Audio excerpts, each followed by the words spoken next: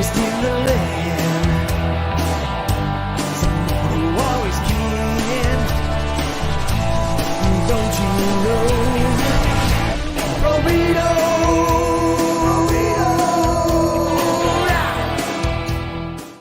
Oh, the holiday season rolls on and it's getting kind of chilly here in Southern California. Got the sweater weather happening. What's up? It's Wassup Flobo After Hours, and I'm hanging out in the tree house drinking some lemon tea. Trying to keep my immune system up. Okay, something going on outside. I'm not really feeling it. You may have heard of it. It's the worst boy band I've ever heard. COVID-19. Yo, wash your hands.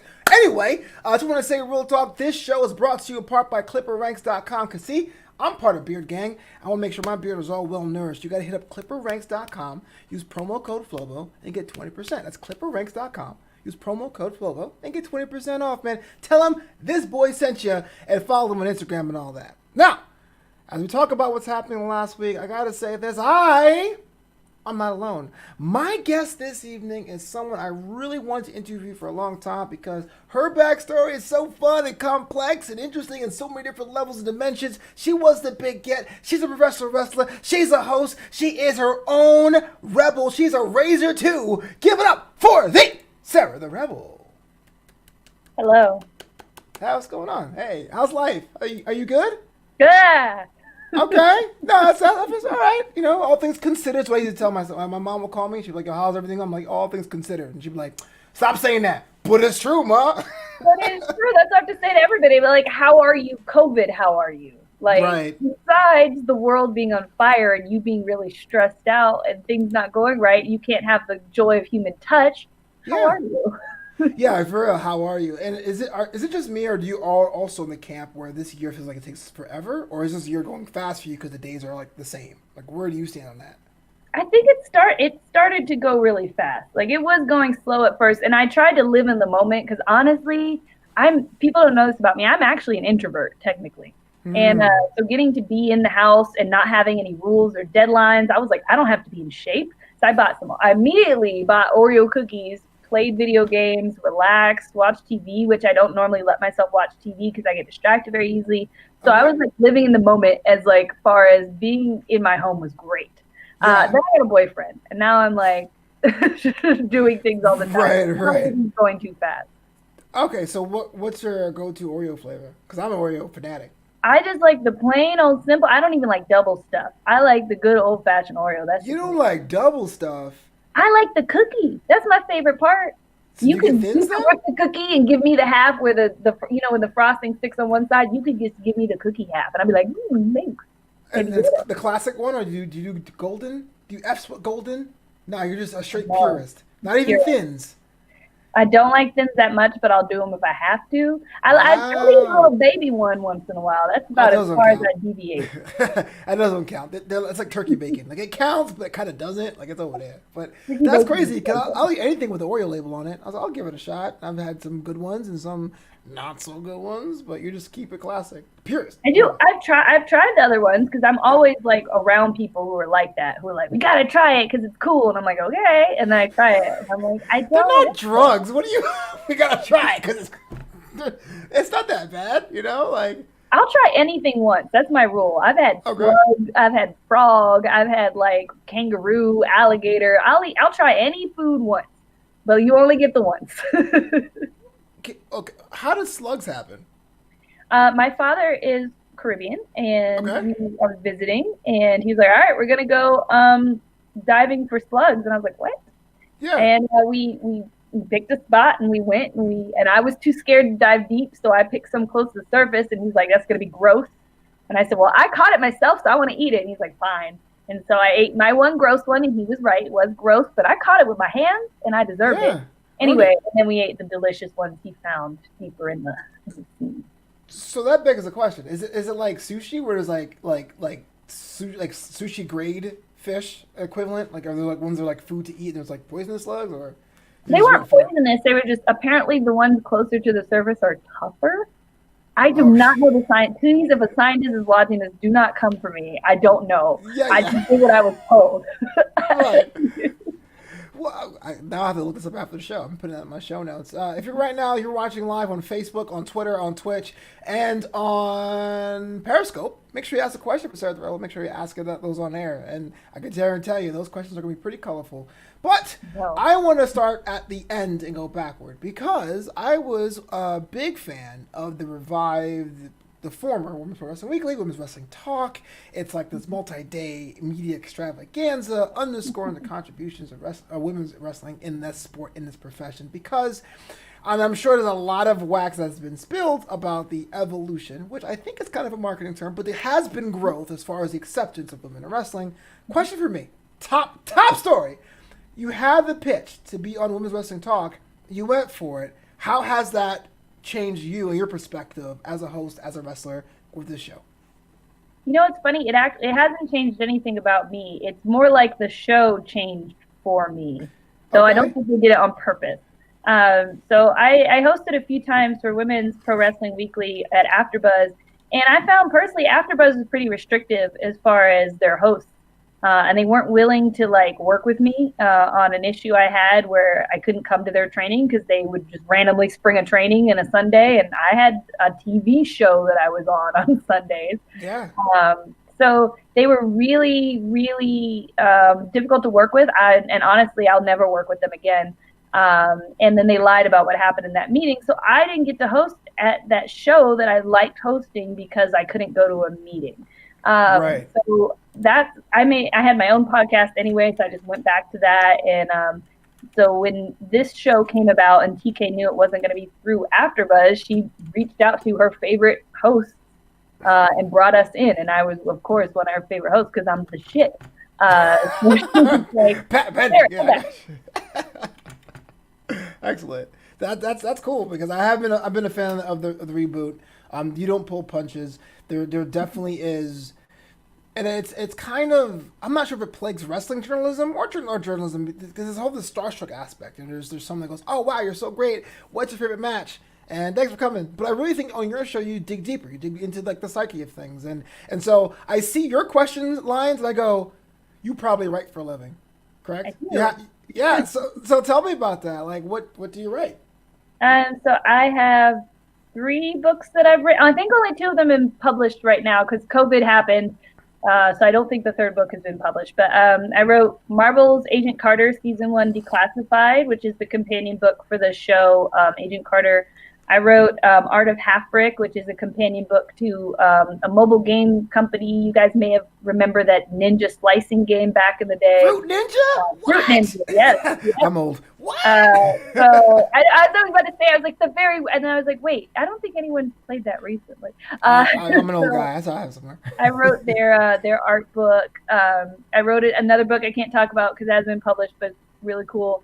I write short stories as well. Most of them were published on my Patreon. I've got one of them in an anthology. I've written for video games. I've written for companies like Loot Crate. I wrote their magazines or their posters that would go inside the boxes. I would write those. Yeah, all types of stuff. So when you have something with an already established property and you have the right companion pieces, I mean, there has to be a balance between you putting your creative spin on it, but then having the editorial things. How do you balance that when you're writing and stuff? I've actually found it pretty easy because I think being a fan of something makes it so that when you're writing, you are writing from the perspective of the fans as well as from the perspective of the company. So it's almost like you know what the fan would want to know about. Agent Carter was super easy because I got to interview all of the cast members. And of course, as a fan of the show, I know what fans of the show are interested in, what they want to talk about, what they want to know, what's exciting to them. So I think that's it makes it fun to me to work with existing properties because you get to ask the questions that you want to know. Yeah. So all right. So again, this is kind of cool to me. I'm sorry. I'm freaking out here because I know you have your interviews, you have your questions are more your fan out questions, the question they kind of give you mandate. When you're sitting down with an interview subject, have you had to struggle with the character side of things, or do you have to if you sit with an actor, for example, you ask them questions as the person performing the character, or you ask them as the actor? How do you do your little medley of questions there? It depends on what the company is looking for. Okay, gotcha. So so for the actors, it was pretty easy because they were so into the show themselves Yeah. that they were happy. They would sometimes say, "Oh, Peggy thinks like this, and so I would do this." So they were kind of capturing both sides of it. And then for the stuff where I didn't involve other people, so one was about video games, another one was about a book series. That was more just talking to the people who made the game and who wrote the book. And then just kind of parsing out what did they like about it, what seemed interesting to them, or what style did they want. Did they want it to be funny? If it's funny, maybe I'll write it from the perspective of the character, that sort of thing. Okay, so you also mentioned that you wrote for a video game, and you can't talk about the details here. This is not the gotcha journalism show. I want to respect that for you, but I'm always curious about this because video games now are longer than experiences than back in the days of jumping through pipes and saving princesses, right? Like, how do you write long term? I think a video game script, if I'm not mistaken, it can be longer than a movie or even like a novel. Like, how do you plot character beats? Do you write to level design? Like, what's the mentality behind that? So with video games, it's usually a team of writers. Okay. Very rarely is it one writer. When it is one writer, it's usually an indie game, like a smaller game, but it can be really, really tough depending on the game. Like some people are just crazy like that. They're like, all right, I'm working for 3 years writing this crazy thing. Tyler Perry in this game, yo. Right. Tyler Perry, bless him. I know, right? Buy some wigs. Okay, anyway, so I'm usually just a part of a team. So maybe I'm writing the lore, or maybe I'm writing the barks that the characters say. Maybe I'm just in charge of this arc. One of my favorite ones I did, it was so weird, was basically just writing quests, just each quest, what the person says to give you the quest. Yeah. And that was fun, but on the other hand, it ruined Elder Scrolls Online for me, because then when I would start playing it, I would notice, like, this person just gave me a random quest that doesn't really have anything to do. Hey, they didn't even know I've seen the strings, man. Yeah, I've seen behind the curtain, and now I can't pull it back. Yeah. Would you, if you had an ideal writing gig in your mind, has that happened yet, or are you kind of just taking to see where your craft takes you? I'd like to finish my own book. That's like a fantasy book that I've been working on for 10 years now. I just found a paper I was looking for a while, and it was 2010, and I was angry at myself. Yeah, that's write this stupid story. Yeah, I have write book in my to-do list right now. It's like, right here, write another chapter. But as far as video games go, I would really love to work with a company like BioWare, where I love the lore and the stories and the characters, and I could really just dive in there. Honestly, I'd be happy writing descriptions of every weapon. I don't need a lot to be happy. Just writing about games makes me happy in general. It's funny how we're writers too. Sometimes you get the assignment that may seem like lame on the surface, like describe a weapon or describe the backstory you'll never see in the game, but you're like, on the frozen tundra, Exactly. the orange blade, The rule of Isidore fell from the grip. No one's gonna read this. Yeah. Chat today, bruh. Zoom. We got some questions from you in the chat. Let me know you feeling this one. Charlene says, it just moved. Oh, what wrestling brand are you currently enjoying and why? I gotta be honest. I'm watching sporadically right now.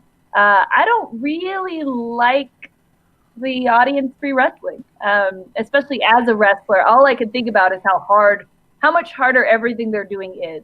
Because when it's silent, even when there's the crowd and they're not giving you noise, so just wrestling for an empty arena, I'm just like, seems horrible. I did one show like that, but there were still people just outside of the barricades. They weren't allowed in, but they were still watching. So I really can't imagine doing that. So it distracts me. So I can't really enjoy it. But I will say I like that Impact Wrestling is so focused on the women right now. Because, WoW is where I wrestled. And when they come back, it's where I will continue to wrestle. And I would say next to WoW, Impact has the best storylines for women. Oh, that's great. Great to hear. I try to watch Impact, usually a day behind with my on-demand package. So I'm always late. I'm always getting spoiled in social media. Like, oh, come on. Another question for you. Haywood Wong asks, Which Marvel show Disney Plus she is most looking forward to? I Oh my assume gosh. Watch. Oh my gosh. It is so hard to pick because they have just announced so many. Yes. I think She-Hulk maybe is the one I'm looking forward to the most. Okay. I don't know. Why so? I'm looking forward to a lot of them. The idea of seeing people like Miss Marvel or Ironheart on screen, Moon Knight on screen, I'm just like, ah. Yeah. But She-Hulk is something where, with the kind of writing we're finally able to see on TV, where women aren't just walking jokes or sex Yeah. robots of some sort, like actually, I think like justice could be done on the screen to her story. So like, Yeah. very excited. Just a random question. What was the first like female-led action film or TV show, excuse me, that made you feel like, okay, this is actually legitimate three-dimensional interpretation of a female protagonist? So it's Xena, but That counts. that show was very campy. But at the same time, I think what made Xena so interesting is they kind of treated her like a male, like camp lead. Like Okay. she got to be, and that's I think also like really made the stuff with her and Gabrielle extra gay, which was wonderful. As a child, didn't see it at all. As a kid, I was like, why do you keep saying that? Friends can love each other. As an adult, I was like, oh yeah, they're super gay. But if you notice, like Xena has a very, even though she's made very sexy and everyone wants to sleep with her, she has Yeah. a very masculine sense of humor, very masculine things she gets to do. Like, and I say masculine with the, the quotation. Sure. It's like it's what we perceived at that time as being pretty masculine, but she was able to get away with it and do it. And I just thought she was so strong and kick ass, and she was what I wanted women wrestlers to be, but they never got to be. But So yeah, here's my hypothesis, and please shot me down because I'm just a garden variety, heterosexual, cisgender male. But I felt like there was a time in the late 90s where there was an overcorrection, where everyone wanted strong female characters, but the guys were still writing the stories. So we got like a bunch of leather like movies like Young Flux and Ultraviolet, and it kind of mirrors professional wrestling. I felt like there was a time where like, oh, we need more women. It was like overcorrection until like people decided, no, we don't have to have them as a sideshow. We don't have to have right. these things. What I always describe it as is it's like the strong female character who does not do shit. She still has to be rescued. She still has to rely on the guy. She still doesn't really accomplish anything. That's 90%, or she's somehow more skilled and better at the task than the guy. Has to teach the guy, but the guy is the only one who could do this. That's like, well, Yeah. what were they thinking at that time? I agree with you completely. They were like, yeah, girl power, but so much of it lacks substance. Like even Buffy, we talk about, oh, Buffy, girl power, blah, blah, blah. Buffy spends like every season getting her heart kicked into the dirt and being a sad person because of how the men in her life treat her. Like, so very male. But it's fine. I'll take what I could get, man. I was like, fine, whatever. Thank you. To be fair to Buffy, man, she was on WB. Like everyone was all sad. I can't do it. Yes, you can. I can't do it. Yes, you can. 24 episoals later, she did Gamora, Haywood comment, Gamora is one of them. It's really rampant still in Marvel because Wasp was way better at everything than Ant-Man. Why do we need Ant-Man? Oh, because I don't want you to get hurt. Like, oh, okay, I don't care what you want. I'm gonna go do it. Like, she had wings, man. That was the first Endgame, bro. Why do we have you around? Gamora, the greatest assassin in the universe, can't do diddly squat. Yeah. In any of the movies. Were you a Marvel person growing up too, or did you like shift to the Marvel like Renaissance? I shifted because I was a strong Catwoman fanatic. So if we're talking about comics, I was only reading the Catwoman comic. I pick up the Batman comics every once in a while just because I like the way Batman looked and because Catwoman was in it. But I was very, like, ever from a young age, I was just always more interested in women, just in general. Like, I loved Conan the Barbarian, but I really loved when Grace Jones was in Conan the Barbarian. But then, well, that was Conan the Destroyer, and also Conan the Destroyer. Terrible. Yes, but she was so cool to me. I was like, make a movie about her. Anyway, so as far as comics go, I was really just reading Catwoman. But it wasn't until I got older and got into the cartoons that I started to get more into stuff. So I was watching the Batman animated series, that was like, but mostly for hoping for glimpses of Catwoman, but still I watched it. Yeah. So I was way more in DC, and then the Marvel movies came out, and that is what got me started into Marvel. And then I've read like Young Avengers and Miss Marvel, so I got more into the world as the movies came out. I got into the comics. Favorite Marvel character? Or is that kind of a dumb question because it's so loaded? Favorite Marvel character? Yeah, that's once you've done the shift over, when you're like, oh, that's my guy or gal or I have a expression. tie. My tie is between Miss America Chavez and Loki.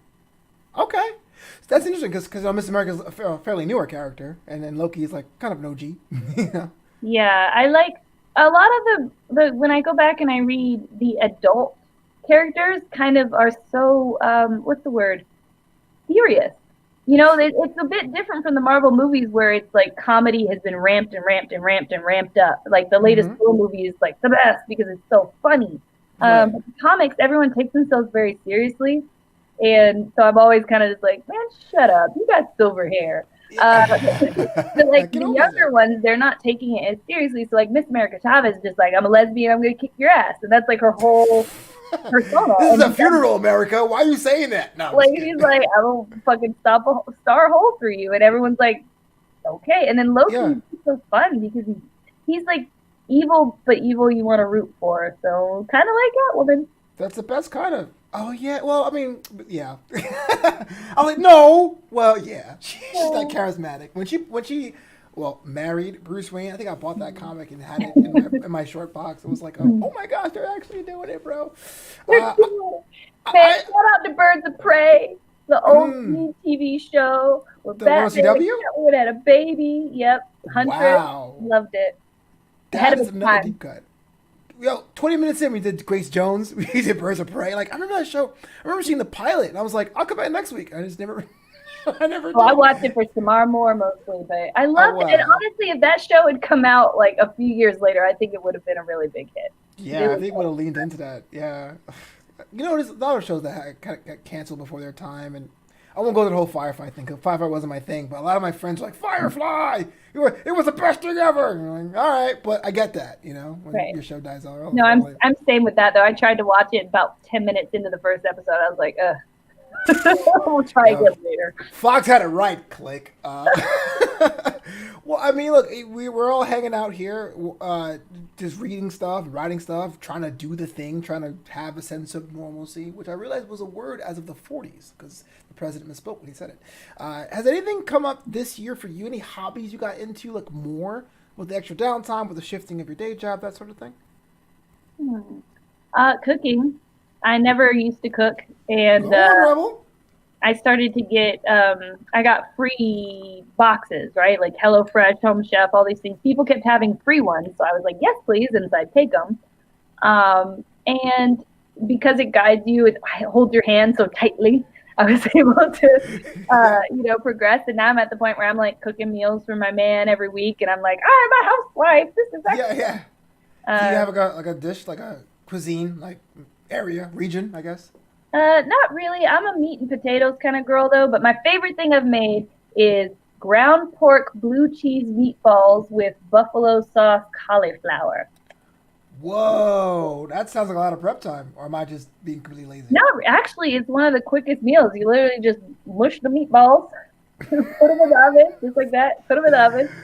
Dude, that's the best cooking show. All you do is Throw the push them together. cauliflowers out there. Throw the sauce on the cauliflowers. Put it all Yeah. in the oven. Done. Was that a Thanksgiving thing too, or just you guys didn't do Actually, I Thanksgiving? didn't cook for Thanksgiving. My boyfriend's mom cooked, so I was like, "Can I make something?" She's like, "No." And I was like, "Okay, This is my domain, player. fair enough."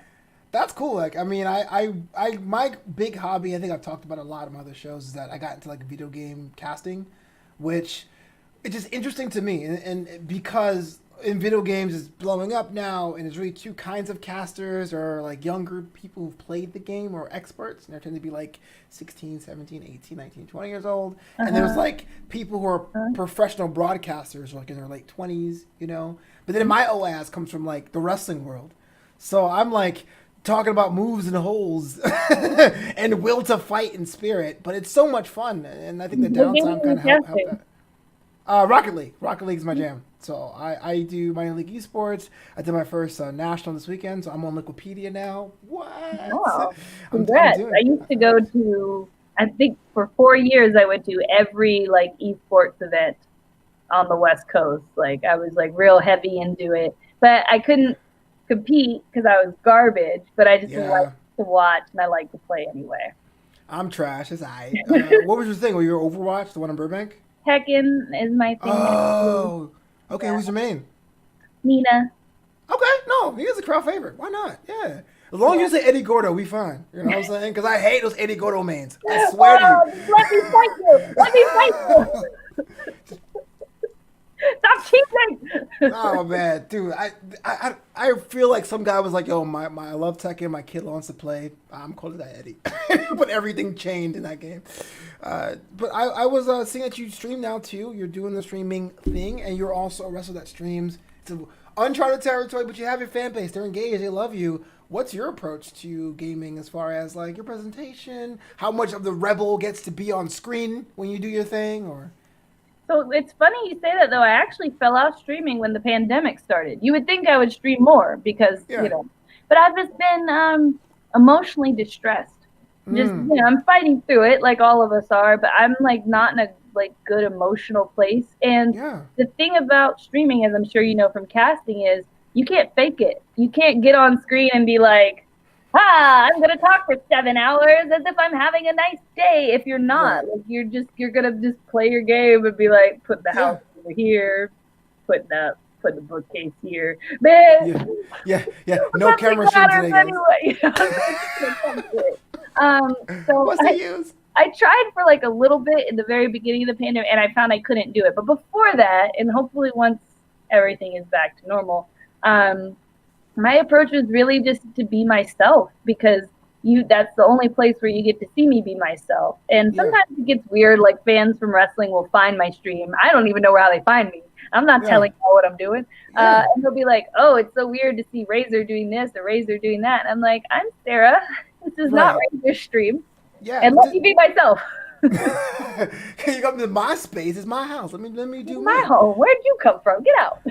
So okay, I have to ask a question because I was a fan. Oh, well, I am a fan of WoW.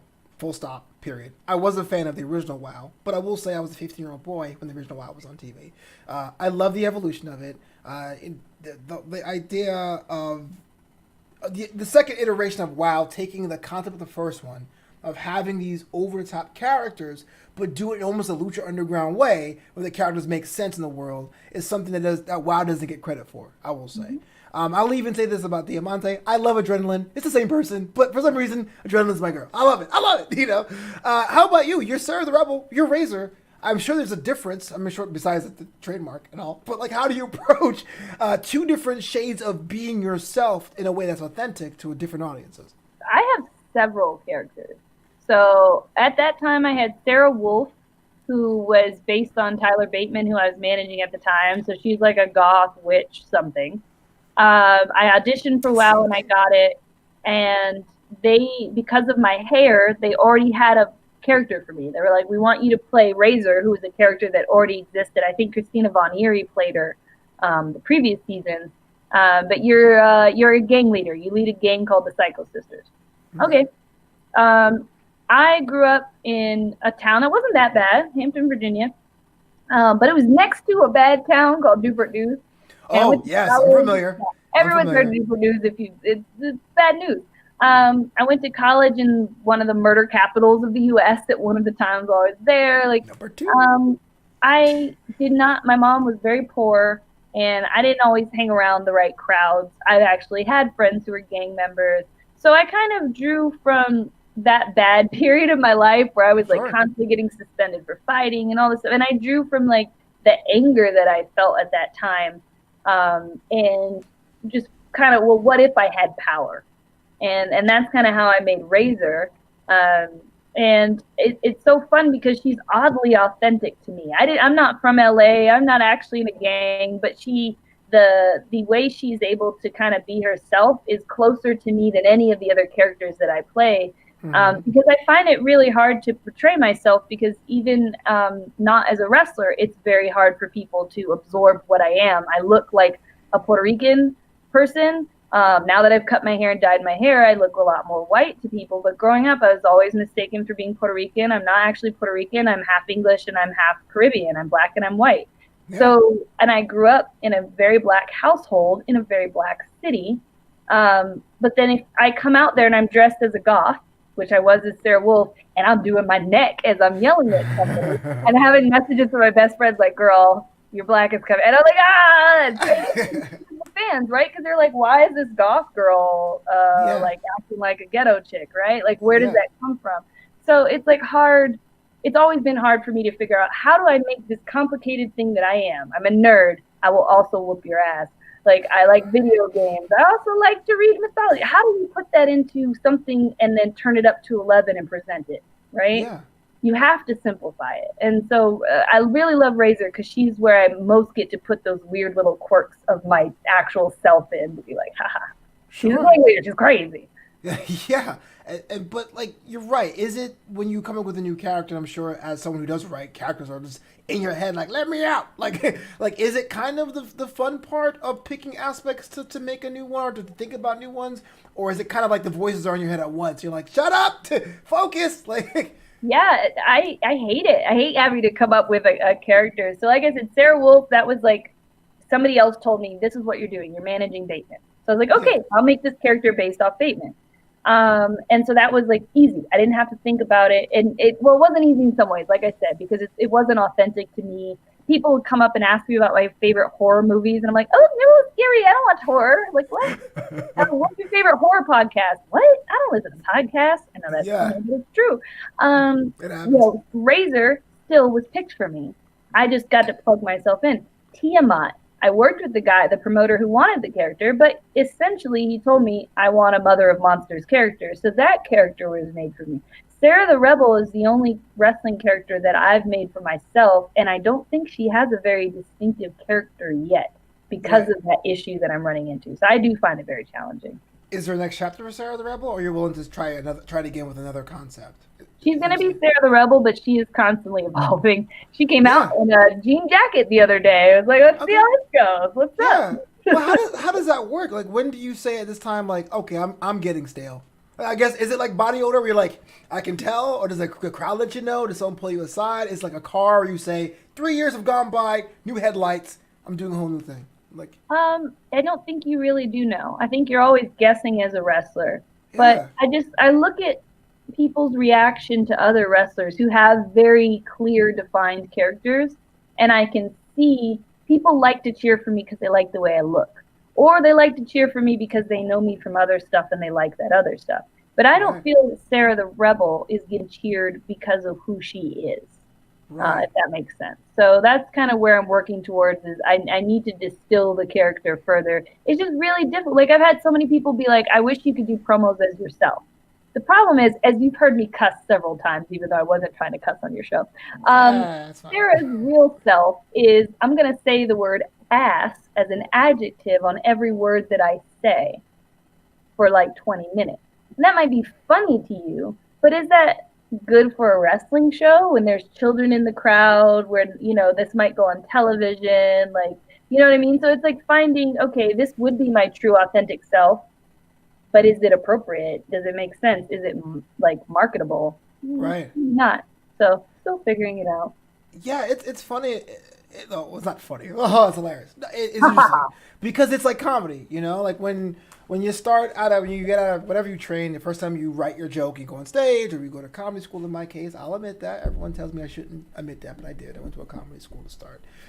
Because people get like, no man, comedy's about having jokes and getting on stage and being nervous. I'm like, I had that. I just had 6 weeks of prep time before that. Like, like what's wrong with learning stuff? All right, there's nothing wrong with learning stuff. Educate yourself. I know. I'm saying level up.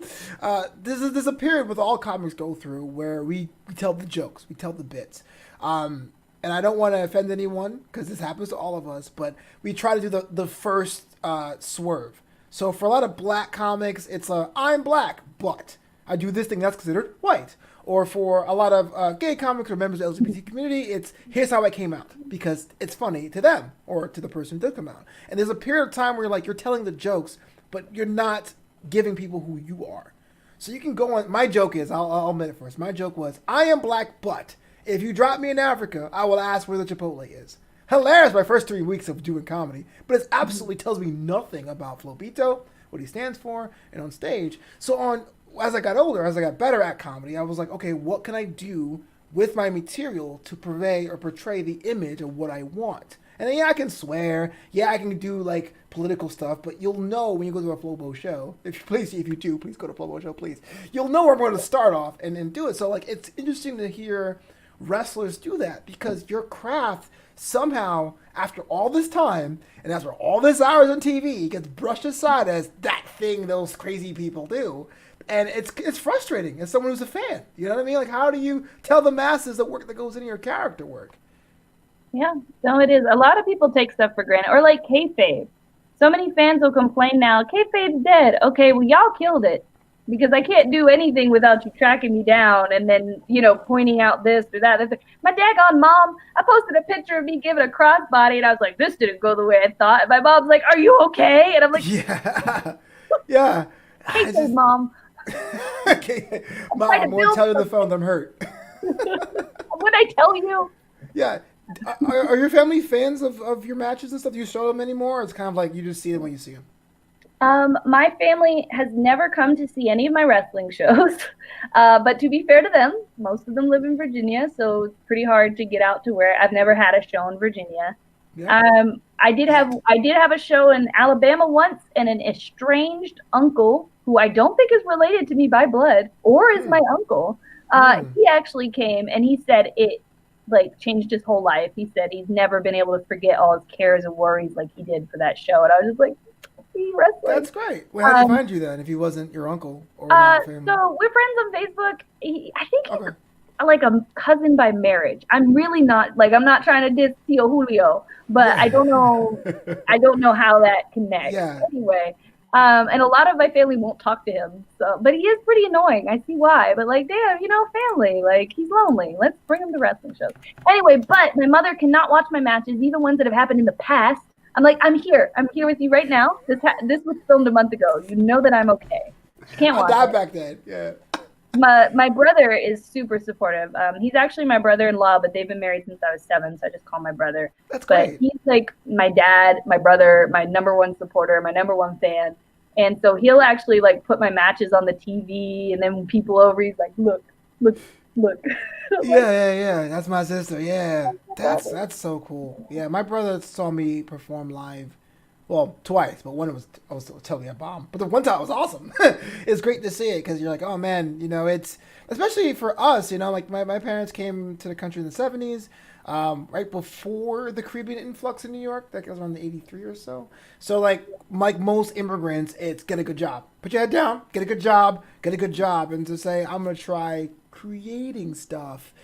And even though we don't ask for validation, we tell ourselves, don't care what people think. Like this post on Instagram. But to see a person of your family go and have a great time, then... Oh man, it's hard to describe that, man. It really is. It was. My family is very much that way, but I'd always told them I was going to be an actress. So they were already just like, you're intelligent, you're really smart. Why don't you become a doctor? Why are you wasting this intelligence on something that you're not going to succeed in doing? But then my mom eventually kind of gave up yelling at me because she was like, she realized by this point, she was so strict on me. She did everything that a mother is supposed to do to keep her kid in line, and none of it worked. So she was like, you know what? She's fine. She's always fine. I'm just gonna she'll figure something out. I'm not gonna worry about it. And so I eventually realized I didn't like acting, and so she was right. I was like, oh, never mind, and went and did something else for a little bit. And but my brother has always believed in my dream, but nobody else in my family has believed I could do this stuff. They were kind of the same way. But this past Christmas, I went home last year, and to talk to so many people in my extended family who were like, I was told you grow up, you get a job, you get a wife, you have kids, and that's what you do. You spend the rest of your life providing for your family.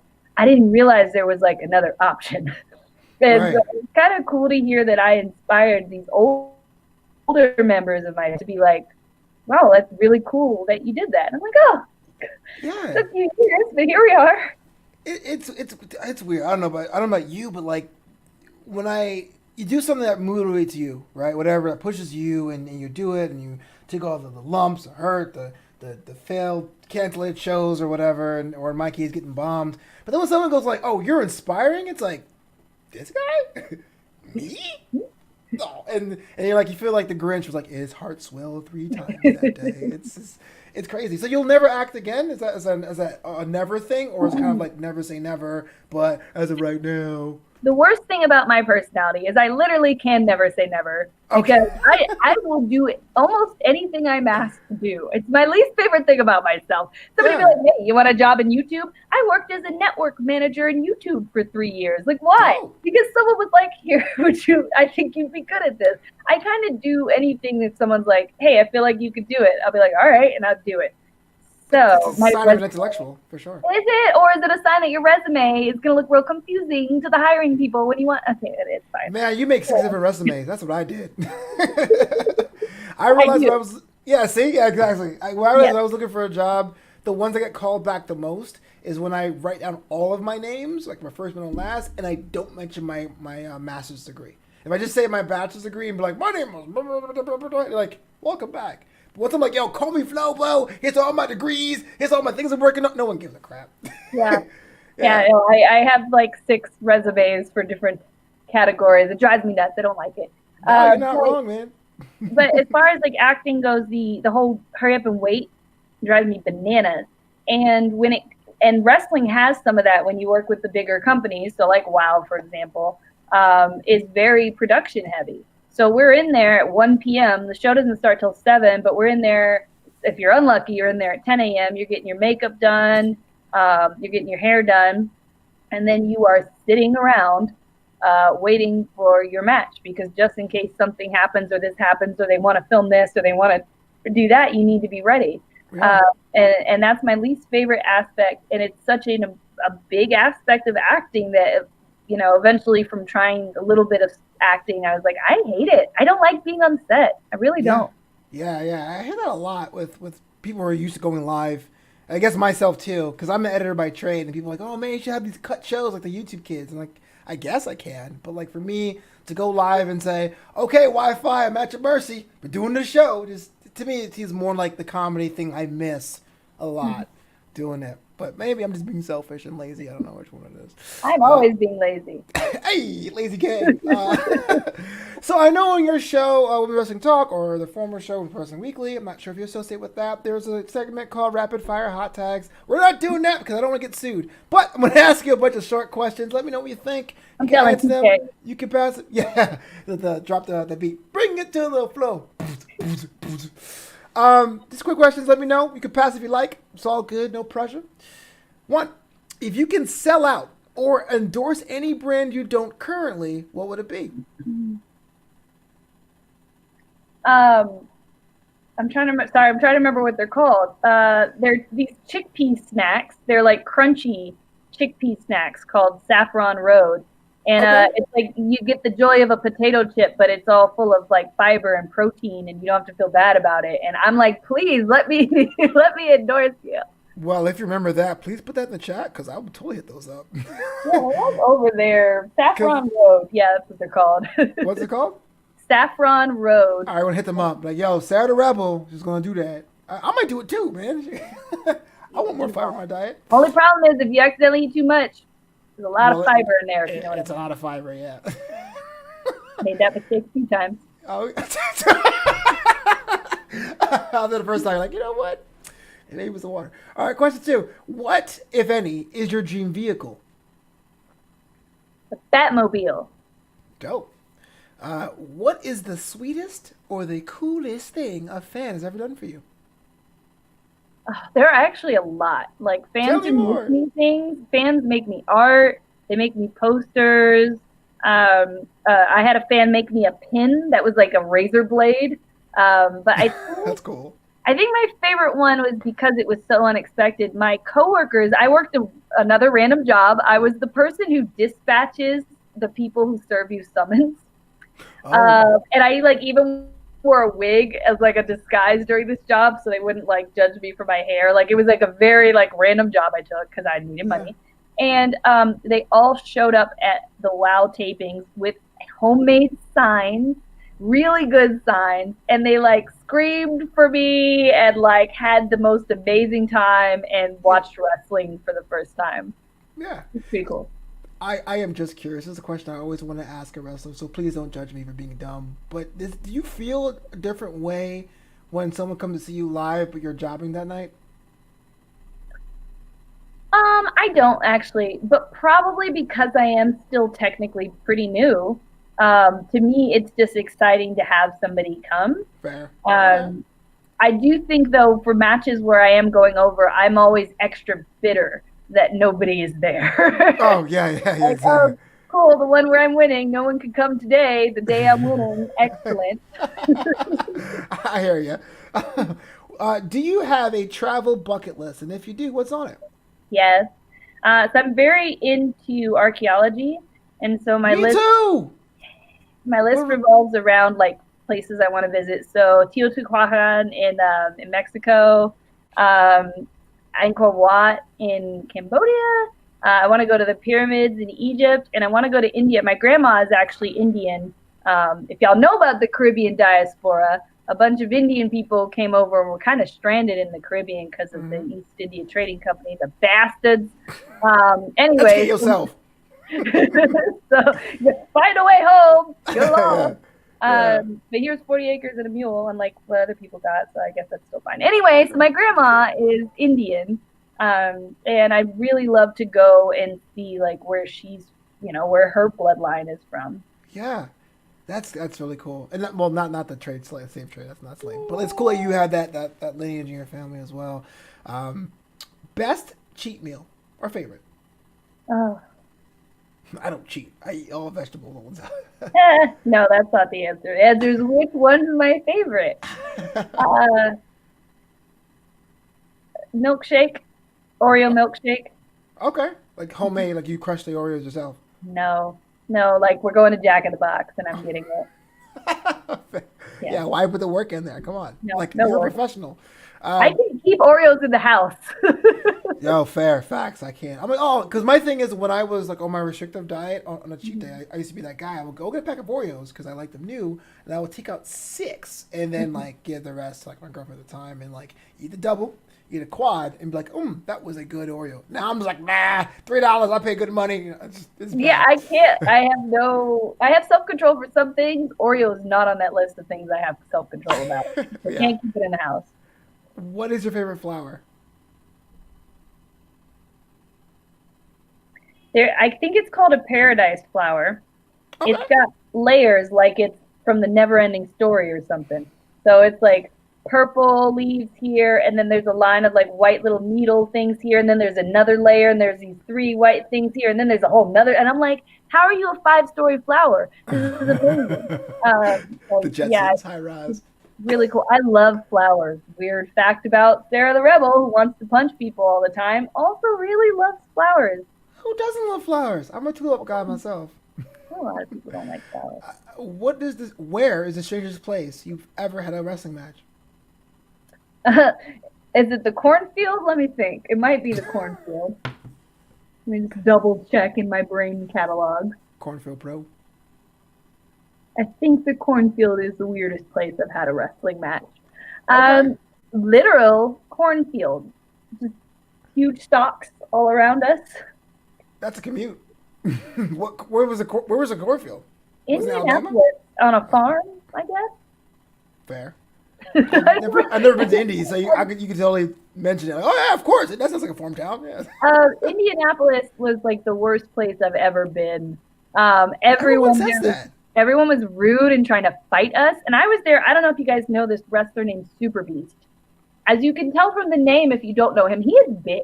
He is like a big old, looking like the Hulk dude, Yeah. very unfriendly looking face. Yeah. And they were people like Chris Bay's size trying to step to us. And we're like with this big man. And he was just looking at them like, are you sure? I don't feel comfortable doing this, but We I got will. robbed, twice. It was just like, what is that? This is a terrible place. I didn't like it. Wow. Yeah. Oh, shout out to Indianapolis, man. What is the most guilty pleasure track on your workout playlist? I don't have guilty pleasures. I Fair. feel no guilt for my pleasures. Um, yeah, and I don't really, I don't know, like, I don't think I listen to popular music, so, and I don't listen to just one genre. True. And I'm not like I read the other day, people were like, oh man, young people nowadays are saying they like Phil Collins. So weird. And I'm like, what did y'all used to say? And then I found out people used to talk all this shit about Phil Collins because his songs were so mainstream. And I was like, are you, what? You guys all like this music, so you talking, whatever. I Anyway, will I know. karaoke a hardcore studio. I mean, come on. Okay. We could sing the whole catalog if we wanted to. Do the drums. But so like I don't feel bad about liking pop. I don't feel bad about if there's a country song that I like. You know what I mean? Like, and I think most of my workout playlist though is dance hall. Just Okay, like current dance hall, like from like the 80s. no dance hall from 2010, 2011. Okay, that's not too bad. All right, that's all right. That's when dance hall popped for a bit. That's like when Sean Paul was big and when Although Wonder Sean came Paul's out. not on it, but yes. Oh yeah, but that era, yeah. Yes, it was that era, but it wasn't like because it was popular in America. I think it was because that was when I was going home to visit my father. And so these are songs that I was like hearing all the time. And then it's very hard to me when you are and then in college I was in like the Caribbean student organizations and stuff. So I had friends and we would go to the Caribbean club. You move out to the West, there's really not a lot of Caribbean people or Caribbean clubs. Like I know one time I went into a Jamaican store and the lady found out I was St. Lucian and she grabbed my hand and she was like, if you ever need anything, let me know. And I was like, a Jamaican? Yeah, that would never happen back east. It wouldn't. It wouldn't happen. It wouldn't. Like Jamaican would not be nice to me. Like what the? Anyway, I took that beef patty though. It was delicious. Wait, did they have cocoa bread? Because if they don't have cocoa bread, it doesn't count. I don't think they had cocoa bread. They don't count then, Sarah the Rebel. Come on. Listen, I took what I could get. When I moved to LA, it was like I am the rest of my people. You call this a carnival? What is happening? Oh, I yeah. used to go to carnival in Labor Day. I used to go to Washington, D.C.'s carnival, St. Lucia carnival, all these carnivals. And like I came to the West. Sorry, this is a rant about the No, go do your speaker trip, girl. Because I mean we know TK. TK is a carnival dancer on that circuit. Yeah. But I guess I'm more of a mild mannered West Indian bro. But you come out west, you're like. Okay, there's like one dude from Guyana. I was like, I'll accept you, but we don't accept Sarah. You're part of my crew. Come on, I'll take what I can get. But seriously, you go back to Brooklyn. It's like, yo, I'm from Trinidad. Yo, I'm from Trinidad. What part? Not that part. That part's lame. I'm from Barbados. It's this weird thing. We are so territorial. It's very territorial, and I could make fun of Haitians out there, and everyone would get the joke. And then I come out west to make fun of Haitians, and no one gets my jokes. You're like, why would you do that? Be accepting. But yes. So because I didn't have a clique anymore to enjoy the music with, it's harder to find the good music. And the radio generally isn't even playing the good stuff, you know? So like I'd go on and I'd be a DJ mix, the best dance hall of 2017 or something. And I'd be like, man, this sucks. Like, I don't like this. But really, it's probably that I'm not dancing with my friends. I'm not giving it a chance. I don't know the one song on that whole list I would have liked if I kept listening. So yeah. I understand that. And my final question now, on your Instagram, you've shown some of your cosplays. I want to know if there's any kind of like era you prefer, like the pinup stuff, the Mortal Kombat characters, the comic book characters. Like, what kind of costume do you prefer? If it were like money was no option, I would just dress as several characters from the Batman series. I would be the Ice Princess. I would be Spice, Two-Face's evil henchwoman. I would be Poison Ivy. Listen, those costumes were bomb. But as far as the means that I have available to me, I don't have the skill or the money to do good cosplay. So I'm kind of just doing what I can. And so I guess in that way, I like, if I were to categorize it, I like bodysuits. I think bodysuits are so cute, and they're like a guilty pleasure of mine because I will buy like 85 of them. And they'd be like, why? Why did I buy 85 bodysuits? And then I have to sell 85 bodysuits. So yeah. Bodysuits. I've tried cosplaying once, and it's frustrating for me because like I know they say it's supposed to be a community. Anyone who cosplays is part of that community. But you come in with like an interpretation that's a little bit off center. You got the, what are you supposed to be? Like, I'm a hood level Shazam. No, you can't tell. Forget it. I bought red jeans, y'all. Like I was so frustrated. I went back and do it. Yeah. It is frustrating. Like I think I was My friend and I were Scarlet Witch and Quicksilver before from the movies, but before most people had seen them. Or I was Lady Thor before anyone like had read the comics. So it's like that nobody recognized. Or I was Charlene from Archer. And when nobody Mm. recognizes your stuff, you're just like, I hate it here. Yeah, exactly. You don't see my work, man. Yeah. I mean, I don't know if you were going to Comic Con this year. Do you do comic conventions at all? Oh, you Yeah, were? Yeah. I go every year because I wrote that book for Marvel, so I get to go Right. as a professional every year, which is nice normally. Yeah. Um, yeah, I love going to them mostly to see my friends. One of the problems with I think we all have this is with being friends with other successful and driven people is that y'all don't ever have any damn free time.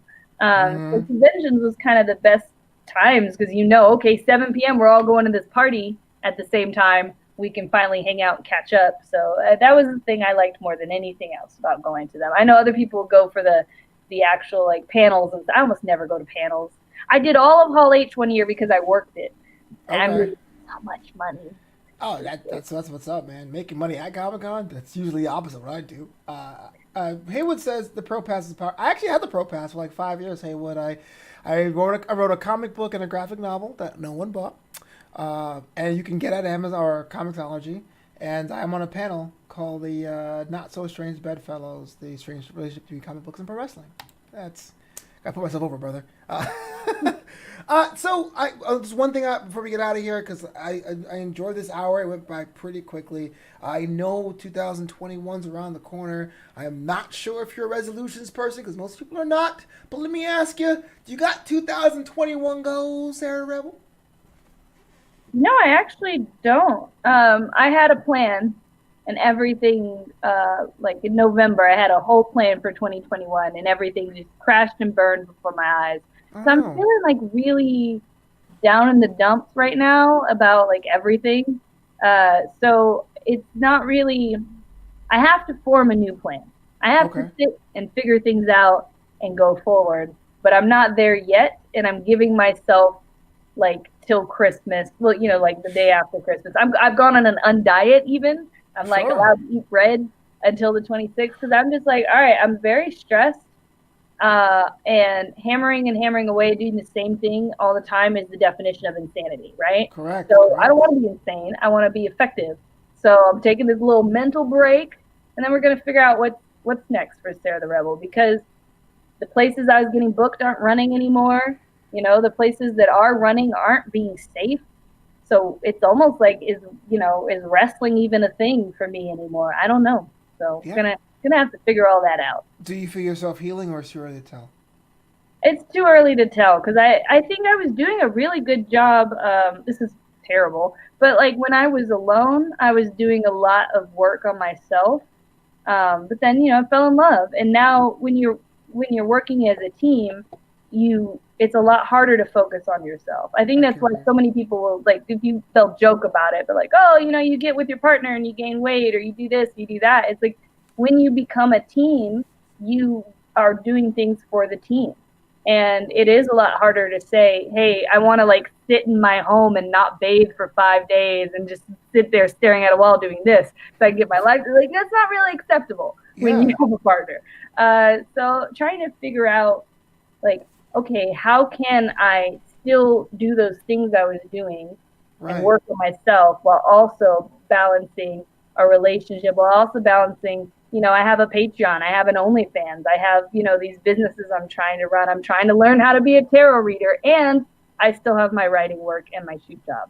Sure. So yeah, Shoot job. figure I it love out. that term. I just love that term, shoot job. Keep going. No, I understand. It's definitely the hardest thing. I mean, you don't have to disclose this, but if your significant other is living with you or in close proximity of you, understanding your barriers, understanding the time for you, what that is for your development. I mean, you should understate that. I think it's one things that we all have to address, and you shouldn't feel like But my heart goes out for you because it is an adjustment for all of us. This is before the pandemic, having so many parts of your aspect, your business, your brand out there. But you're strong, Sarah the Rebel. I have faith. Thanks. I Yeah. have faith too. I'll figure it out. But just right now, every time I try to figure it out, I'm like, all right, this week we're gonna do this, and then it comes to the week, and I'm like, we can't do that. I forgot about this other thing. And Yeah. like I'm a giant calendar, and this Oh, is like sick. my life. Dude, that's a start. I mean, a lot of people don't. I know we're running around on time, but a lot of people don't really think of mental strain as like a physical strain. Like if you strain your hamstring, you can run as fast as you did before, but you make it worse. You know, you need time to put your leg up, the ice method or rice method Yeah. or whatever. Part of the plan for January is therapy. I'm very excited. I just got to Oh. save enough money. That's why I started OnlyFans, and it's going really well. So if that keeps up, boom, I could pay for therapy. It's more expensive out here in Vegas than it was in LA. Yeah. So, and I think once I have that, it'll be a little easier because I want to be honest about it. 2020, like, it's not just the pandemic and having to stay in the house, it was the riots. It was seeing America kind of stand up and say, this is what we're okay with and this is what we're not okay with. It was kind of having the curtain ripped off and having to have all of that knowledge is like, it weighs on me every day, and I'm angry every day, but I still have to keep trying to function in this half world that we're all forced to function in. Like, Yeah. you know, something's got to give, and unfortunately it's me. I'm giving. No, but as long as you recognize the problem, the issues that are going through your mind, the weight that's on you, then I think that's the first step. I think those who deny or say I'll deal with it, or I do something destructive or on a different path, and you should be proud that you decided to set yourself up for success in 2021 for sure. Parting shot, Derek Fisher says, "I love your shirt, Sarah. New Day rocks." I got this from Xavier Woods himself. What? Like, did you like win it in a game or something? Like you beat him in like for up down championship type thing, or? I can't remember. I think he just handed it to me. Oh, so the opposite. Okay. He's giving me t-shirts that way. Hey, you want this? All right. He's just like, here. And I'm like, oh, thank you. Well, I can't compete with that. Sarah the Rebel, you have so much things out there. Take the time. Let me know how we can find you, support you, Patreons, OnlyFans, everything. Yeah, so I'm Sarah the Rebel everywhere. So onlyfans.com/Sarah the Rebel, patreon.com/Sarah the Rebel, Instagram is Sarah the Rebel, Twitter, everywhere you want to go. I have prints for sale too. I only have 2X shirts, but if you are a 2X person and you would like to become my fan, please do, because I got a lot of 2X shirts. So yeah, just, you know, come find me. I'm fun. Yeah. And learn more about the show at newamsterdam.com. That's KNEWamsterdam.com. What's up, Flobo? Presented by Clipper Ranks. If you're part of Beer Gang, hit that up. Flobo with your promo code POWERS and all that jazz. But until next time, peace out. The bed is still the